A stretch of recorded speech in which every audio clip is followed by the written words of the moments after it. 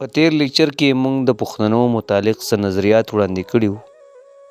په دې ویډیو کې به موږ د پښتنو متعلق د محمد قاسم فرشته، حسین خان قیسی، خواجه نعمت الله هروي، مجاور احمد زیار او د علامه عبدالحی حبیبي او داسې نورې څه حوالې به پیش کوو د پښتنو د اصل نسل متعلق، څه مستشرقین د دې متعلق څه وایي.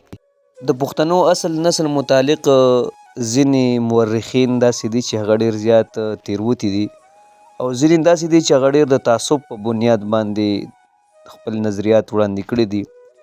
په هغې کې سرفهرست محمد قاسم فرشته دی. محمد قاسم فرشته په خپل یو کتاب، د ده یو کتاب دی 4 جلدو کې دی، د هغه نوم دی تاریخ فرشته. د هغې کې نور ډېر زیات خرافات دي په دې کتاب کې، خو په دې کتاب کې هغه پښتنو متعلق هغه یو حواله ورکړې ده او دا په حواله کې مطلع الانوار کتاب پیش کړی دی او دې کې دا وایي چې دا پښتانه د پیریانو د نسله دي. محمد قاسم فرشته په دې خپل کتاب کې دا خبره هم لیکلې ده چې دا پښتانه د موسی علیه السلام د دین نه باغیانو او دوی د فرعون ملګري وو.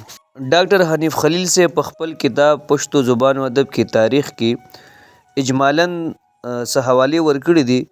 په هغې کې د حسین خان قیسی د میرات العالم په حواله دا خبره کړې ده چې دا پښتانه بني قطوره دي. قطوره یا بیبي قطوره دا د حضرت ابراهیم علیه السلام بیبي وه او هغه وایي چې دا پښتانه د حضرت ابراهیم علیه السلام د دې بیبي اولاد دي. د پښتنو متعلق د خواجه نعمت الله هروي او نور دانشورانو دا حواله ورکړې ده چې دا پښتانه بني اسرائیل دي. د نعمت الله هروي چې کوم کتاب دی مخزن افغاني یا تاریخ خان جهانی، دا خو ډیر پښتانه وایي چې دا کتاب مصلحتاً لیکلی دی او هغه ټایم کې پښتنو ته دا یو پیغور و چې د پښتنو تاریخي شواهد نشته دی، نو هغې کې دی وایي چې دا پښتانه بني اسرائیل دي.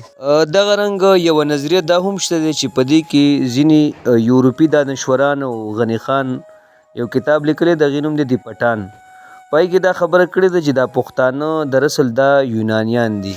دغه رنګ داسې نور نظریات هم شته دی خو ډاکټر مجاور احمد زیار او نور داسې مستشرقین هغه دا خبره کوي چې دا پښتانه در اصل ساکای نسل دي.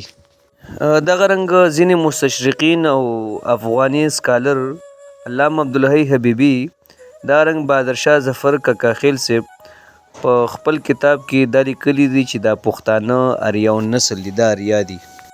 ډاکټر حنیف خلیل صاحب هم په خپل کتاب کې لیکلي دي چې دا کومه نظریه اریا متعلق چې پښتانه اریاون نسل دي، دې نظریې باندې ډېر دلایل او شواهد دي او کافي حده پورې چې کوم دی هغه مستند دي.